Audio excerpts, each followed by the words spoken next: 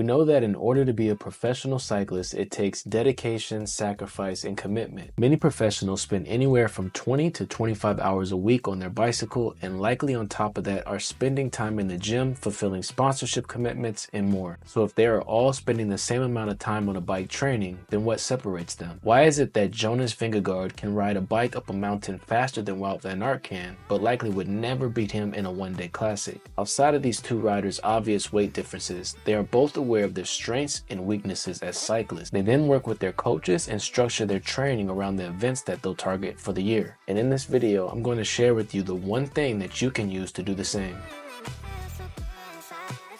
To improve your fitness as a cyclist, you can focus on sweet spot training, or you can do threshold training when you spend the majority of your time riding at your threshold or FTP. Another option is to use polarized training, which uses a 3-zone model. 80% of your time is spent riding easy, while the other 20% you're riding hard. Polarized training can be challenging for those who have a family or a demanding job because it requires a lot of time training in zone 2. But regardless of which training route you decide to pursue, all this training is useful because it can help you increase your fitness as a cyclist either way. Now, there is some debate on which route is more effective, but today we're not going to get into that. I'll leave that to the experts. But there is one thing missing from these cycling training approaches. As you spend 6 to 15 hours a week building up your fitness, missing hangout sessions with friends as you focus on peaking for your most important target events, you may not have any idea how to use that newly acquired fitness when you arrive at the start line. Because more than likely, the only thing you know about yourself at this point is what your FTP is. The problem is this is only one data point, and unless you're focusing on doing a time trial event, it's not really all that useful. Luckily for you, you now know who this man is, Dr. Andy Coggan, who created the Coggan Power Profile Chart. Dr. Andy Coggan's chart gives you absolutely critical information about mean maximal power values associated with different time frames. Not only can it tell you where you've improved over the years as a cyclist,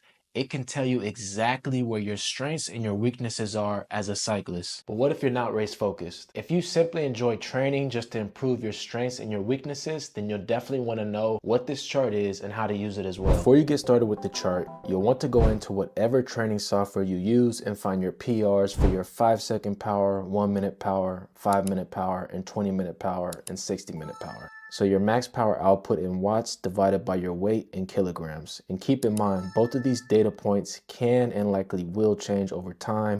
I like to eat pizza, chips, things like that. So my weight definitely fluctuates, and that will change my watts per kilogram for my FTP and my other power numbers. Let's take the exact same approach using my PR numbers for the time frames on the Coggan's power chart, and then you can do the same with your information at home. Now that we have our watts per kilograms numbers for our 1-minute power, 5-minute power, 20-minute power, 60-minute power, let's go back to the Coggan's chart and see where we are punching above our weight, so to speak. And what I mean by that is, if I'm a Cat 5, Cat 4, Cat 3, so on and so forth, where are we scoring higher than our race category? And again, if you don't race, that's fine. Just take note where we rank the highest on the chart, with pro obviously being the peak and novice being just starting out. So we now have our strengths and our weaknesses.